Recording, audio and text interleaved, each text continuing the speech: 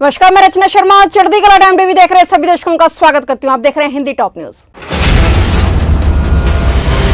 जहां भारत समेत दुनिया के कई देश इस वक्त कोरोना वायरस से लड़ रहे हैं, वहीं चीन लाइन ऑफ एक्चुअल कंट्रोल पर तनाव बढ़ा रहा है। दरअसल चीन ने पूर्वी लद्दाख में अपनी तैनाती बढ़ा दी है। इतना ही नहीं, चीनी वायुसेना ने हाल ही में भारतीय सीमा के करीब एक बड़ा युद्ध अभ्यास भी किया है। चीनी वायुसेना के इस अभ्यास के बाद भारतीय खुफिया एजेंसियां अलर्ट हो गई हैं। भारत ने अपनी उच्च तैयारियों को बनाए रखने के लिए उत्तरी सीमा में राफेल लड़ाकू विमानों को तैनात किया है।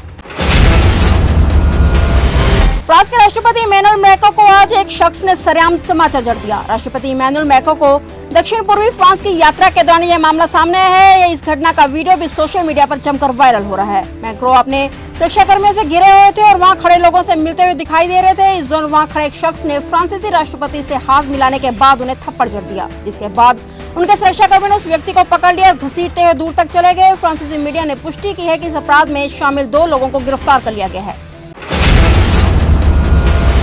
उत्तर प्रदेश के कानपुर जिले के सचेड़ी इलाके में मंगलवार रात एक मिनी बस और 3 पहिया सवारी वाहन में भिड़ंत होने से 17 लोगों की मौत हो गई, जबकि 6 से अधिक लोग घायल हो गए।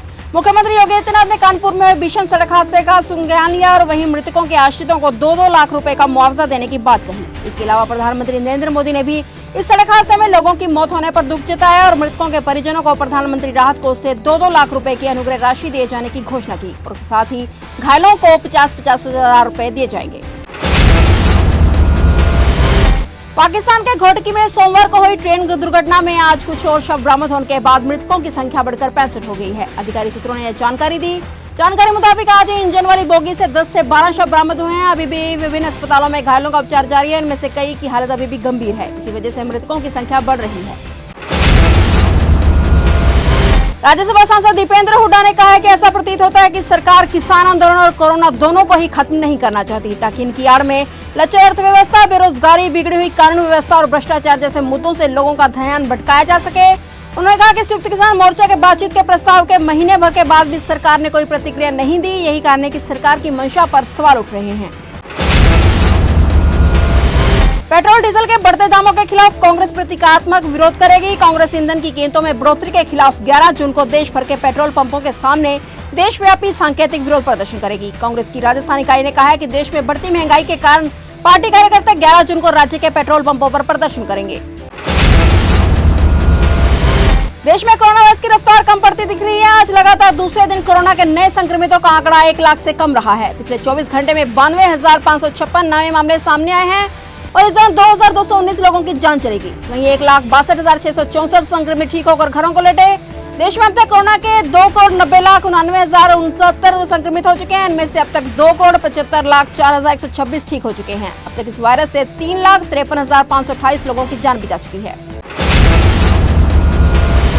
केंद्र सरकार ने प्राइवेट अस्पतालों के लिए कोरोना वैक्सीन के लिए अधिकतम रेट तय कर दिए हैं। कोविशील्ड का दाम 780 रुपए प्रति डोज होगा। कोवैक्सीन का दाम 1,410 रुपए और वहीं स्पुतनिक वी का दाम प्राइवेट अस्पतालों के लिए 1,145 प्रति डोज होगा। केंद्र सरकार के स्वास्थ्य मंत्रालय ने वैक्सीन के अधिकतम रेट तय करते हुए इसके बारे में सभी राज्यों और केंद्र शासित प्रदेशों को मेमोरेंडम भेज दिया है।